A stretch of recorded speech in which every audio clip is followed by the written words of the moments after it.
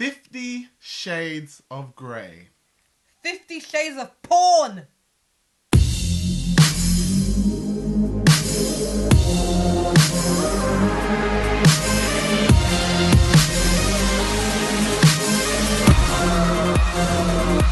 Hello and welcome to the IN2G show. I'm Luke White. And I'm Sunshine. And today we are going to be reviewing 50 Shades of Grey, a Christian's response. Sorry, I was just putting on my hate face. For? Well, I'm imitating Dana Suggs. She's a woman, she's a Christian woman, and she writes a blog. And she wrote a blog reviewing 50 Shades of Grey. Now, she first of all starts by saying that this is her own opinion, and she's just saying what God has put in her heart to say. She says she used Hold on. This is her own opinion. She's just saying what God has put in her heart to say. God has given her this opinion. Oh, right. So it's God's opinion. Yes. Okay. So her blog is God's opinion. Okay. I just wanted to get that out of the way. All right. Go ahead. You're getting wordy, my friend. I know. You're getting wordy. Pedantics. But it's important, you know. So God says... She used to read a lot of romance novels, and she said she used to thoroughly enjoy them until God told her, what are you doing? That's porn. You're reading about sexual experiences between people, and you need to leave it alone. So she has left it alone, but she's saying now, with 50 Shades of Grey, it has become kind of this kind of worldwide phenomenon. People have become obsessed with this book. Here across the Atlantic, I mean, the book rights have been sold into a film now, which is supposed to be coming out next year, and there are fights going on about who is going to play the lead character, Christian Grey. That's correct. Who will play? So I've heard. Who will play Christian Grey? Most importantly, who's playing Anastasia? You seem to know a bit too much. Anastasia is apparently the female lead role in 50 Shades of Grey. Is she a good heroine? Yes, she's good. I don't know if there's an actress as quintessentially pure enough to play Anastasia, because Angelina Jolie? She's a wonderful actress, but it's such a delicate role that it needs to have just the right amount of innocence. You know, it's very tricky. What would her part entail, Luke? Well, I've heard so much about this book. You know, you just can't get away from the reviews nowadays. And, you know, the fact of the matter is, Anastasia is a very shy girl, you know, very reserved. Okay, that is not what Dana Suggs is picking up. She is Okay. picking up saying that this book is basically about, what I've heard is about tying up a lot of, what's the word for that type of... BDSM. Yes, bondage. So it does a lot of bondage and that sort of sexual experience. I think there's like whips and chains. I don't know, but this is the sort of idea that goes along with bondage. And the woman, the Dana, she's basically saying that it's pornography and we shouldn't dress it up as romance novels. We need to be aware that the devil is using this as a ploy to get into women's heads. She says that if we found pornographic DVDs or magazines underneath our husband's pillow, we would be upset. But yet women will happily take around 50 Shades of Grey on the train, on their Kindle, and feel like it's nothing. But she's saying we need to be aware of this very, very subtle... Or not so subtle. I mean, yes. The first time I heard about this book, I remember it clearly. It was a summer's day. No, I was actually in my brother-in-law's van, and we were driving. We had just dropped my mum to the airport, and we were driving, and we were listening to the radio. And it was James O'Brien, LBC 97.3. LBC. That is James O'Brien. He's a G. But anyway, I was listening to him, and he was just talking about how the response to this, just the fact that men are saying that, look, if they had a Zoo magazine or one of these magazines that are on the top shelf, and they were looking at this on the train, you know, they couldn't just... I would be disgusted. I'd be like, that's wrong, but if you're going to do that, get a room. Like, I don't want to see some man oogling breastises on my morning train. Well, there you go. Whereas men are saying, well, hold on, we know the content that's in that book, and so really and truly, you shouldn't be reading that either. So I guess the first question is it porn in the same way? Well, I think to argue, not Dana who wrote this blog, but other women are saying how it's liberating. They find it liberating. It's apparently making marriages better. People are becoming close in their marriages through 50 Shades of Grey. I have no idea. I have not read the book, I'd like to say, but this is what people say. They find it's liberating for women. And I don't understand how bondage is liberating for women. I don't...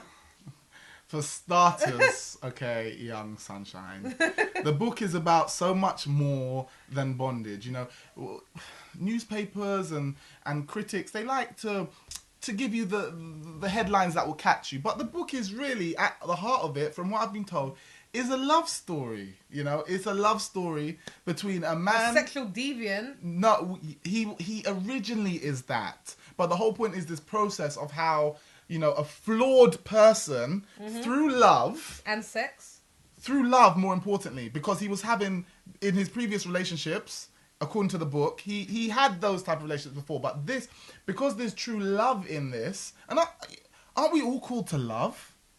This book is just it's a call to love. It's saying, people, love your neighbor as yourself. And love is from God. Right? Love is from God, and love transforms all things. Have you not seen it in your own life? Have you not seen how love can transform you? Have you not? Everyone has a story of being a child in school and they were always getting bad grades and getting into trouble, and then a teacher showed them what? What did the teacher show them, Sunshine? Pornography. No. Pornography. The teacher showed them love, and it was the love, the transformative nature of love, which transformed them. We've heard these stories before. The man who was a player meets the love of his life, and before you know it, he's settled down and he's enjoying his married life. Love transforms, and this is what this book is about. It's a book of transformation. Pornography with a pretty bow in it that says love is still pornography underneath, and I think it gets into things. They call these books erotica, but is it really erotica or is it porn? Because it has, what this woman is saying is that these types of books give women, especially because they're usually the major demographic that are reading it, it gives them an unrealistic expectation of what to expect from a man. Especially if they are following the Christian ideals and not having sex before marriage. They're thinking, from what the book is, what is he? He's supposed to be like some sex god, right? He's amazing in bed and he's this and that was it. Listen, she sees him and she orgasms. That's what I've heard in the reviews. Is this what we're trying to tell women to expect in these unrealistic expectations? Okay, now, I'm gonna make a. Have you read the book, Luke? I'm just gonna ask you plainly. Have you read the book? I have, the first and the second one, I have seen... Perused. I have perused parts of the first and second book. I haven't bought the third one yet. But the point is this. You saw it first here on the IN2G No, let me explain to you, okay? I heard about this in the van from the airport. I heard these guys raving about it. It was a big thing. I wanted to see what this hype was about, and curiosity killed the cat. It did. And that's why I'm glad I am not a cat, okay? But the fact of the matter is, I had a perusal to see what all the fuss was about, and, the question that I have, which was raised to me by someone, is there such a thing as Christian erotica? No. Let me explain before you jump to the conclusion. Before you jump to the conclusion. If the people within the book are a married couple, is it porn? Can a married couple gain ideas and ways to brighten up their married life through reading about married people in a book? The Bible has bits in it of a graphic nature.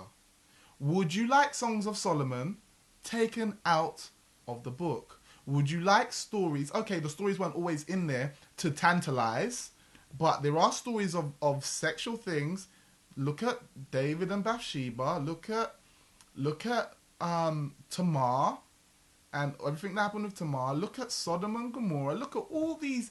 The Bible does not consider sex an area not to be talked about. Mm-hmm. That is very true.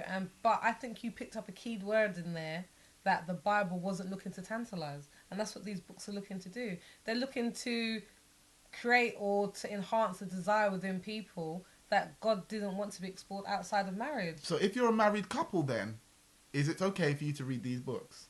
Why do you need to read if a book you're a to married tantalize couple, it? is it okay to read these books? And what was the purpose of Songs of Solomon? Okay, it wasn't there to necessarily tantalize. It's talking about love, proper, It is real talking about real love, love. and the sexual nature to it. Yes. But then it's also, I agree with that because I actually come from a church where when it was part of the lesson to study that.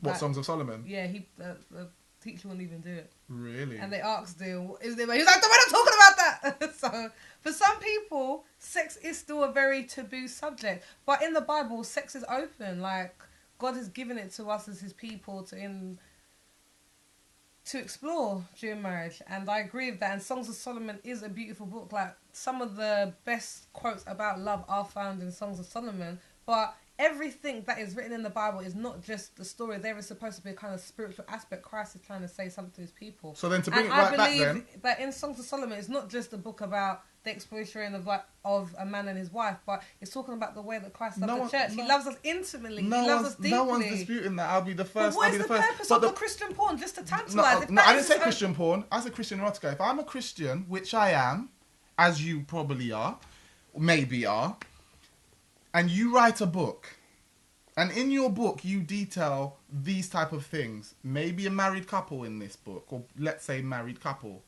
Are you saying that that's wrong because it's not the Bible? So only the Bible can talk about these type of... That is not what I'm saying. So I'm asking you what you're saying. I'm just saying, what sort of desire, what is their purpose in this book? What are they trying to achieve? Are they just trying to tantalise their audience by letting them read about the sexual nature of things that they shouldn't really... Should they be reading about it outside of the kind of the context of their own marriage? Should they be reading about... I mean, again, now we're getting on the whole... part of kind of the whole restrictive. At the end of the day, we're human beings, we're adults. I mean, shouldn't, I'm not a child, so to speak. Should we even be prescribing to our fellow Christians, should you or should you not be reading this? All I'm asking you is, Christian erotica, can it exist? I'm saying, in my personal beliefs then, I don't agree with Christian erotica.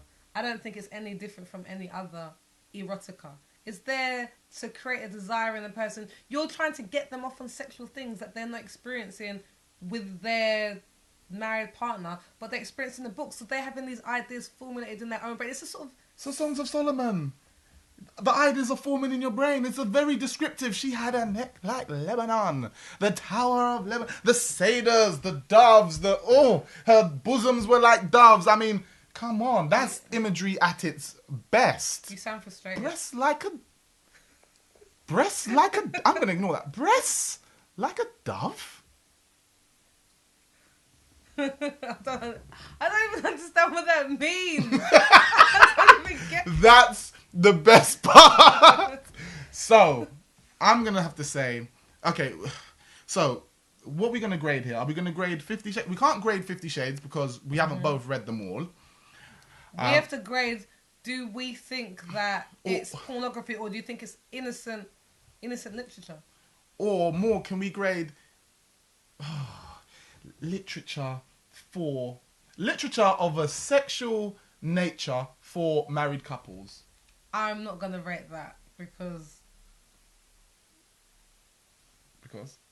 I don't agree with it. I think it's a very touchy item, but then I'm not married. I can't explain. I can't step into the shoes of married people and say what is and what isn't okay. In my personal belief and in my own convictions, working out my own salvation with fear and trembling, I wouldn't feel comfortable reading that as a person single or married. I wouldn't feel comfortable because I don't personally think that that's what God wants. I feel like He wants us to explore it. He wants me to explore it with my husband within the context of marriage. Don't be reading about other people experiencing it. Like in Songs of Solomon. Okay, so what we're going to review, to make it easy, what we're going to review is 50 Shades. We're going to keep it, let's just keep it at 50 Shades from what you know of it. A book written about, as I believe, a story of love and how it transforms, but that clearly and explicitly does talk about sexual acts. So let's keep it at that. A book that details that. Okay. All right. So I would give it about a 3 because, yeah, I'll give it bang in the middle. 0 from me. So that's a grand score of 1.5? Probably, yeah. 1.5. Minus 1.5. 1.5. I am Luke White. And I'm Sunshine. And we are encouraging you to have a sexy life. I don't know.